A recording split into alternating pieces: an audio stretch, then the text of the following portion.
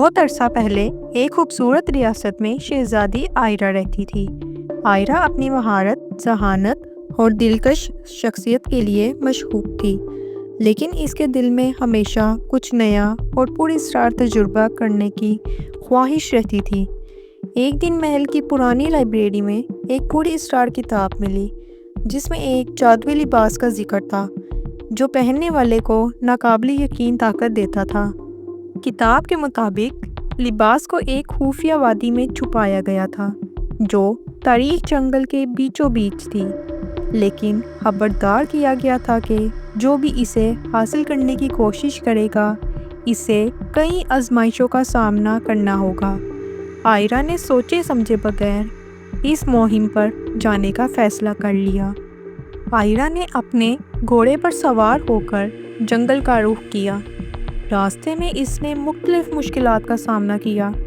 گہرے گڑھے، سانپوں سے بھرا ایک تالاب اور ایک پراسرار بوڑھی عورت جو بار بار اسے خبردار کرتی تھی کہ جو تم ڈھونڈ رہی ہو وہ تمہارے لیے نہیں ہے، لیکن شہزادی کی ہمت نے اسے ان سب پر قابو پانے دیا۔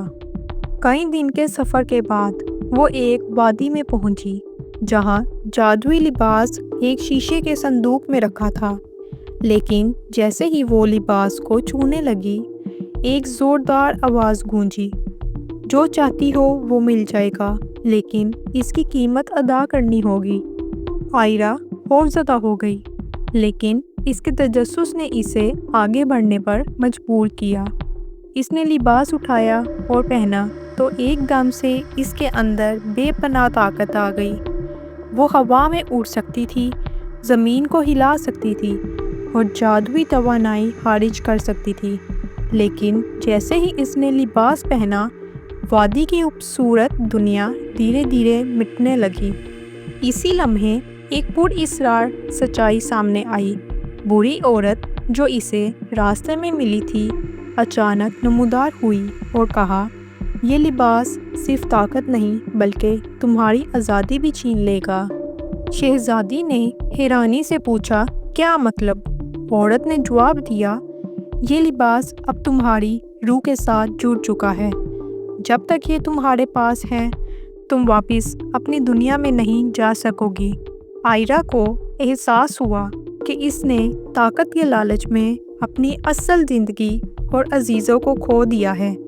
وہ چاہتی تھی کہ سب کچھ واپس پہلے جیسا ہو جائے، لیکن اب بہت دیر ہو چکی تھی۔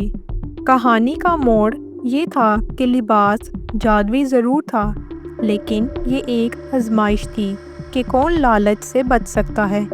آئرہ نے طاقت کی قیمت پر اپنی زندگی قربان کر دی اور اب وہ ہمیشہ کے لیے وادی کی جادوئی قید میں پھنس گئی۔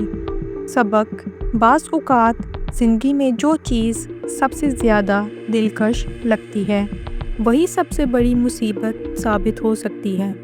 آپ کو کہانی کیسی لگی مجھے کمنٹس میں ضرور بتائیں، اور میری ویڈیو کو لائک کر دیں اور چینل کو سبسکرائب کر دیں تاکہ نیکسٹ ویڈیو آپ تک پہنچ سکے۔ شکریہ۔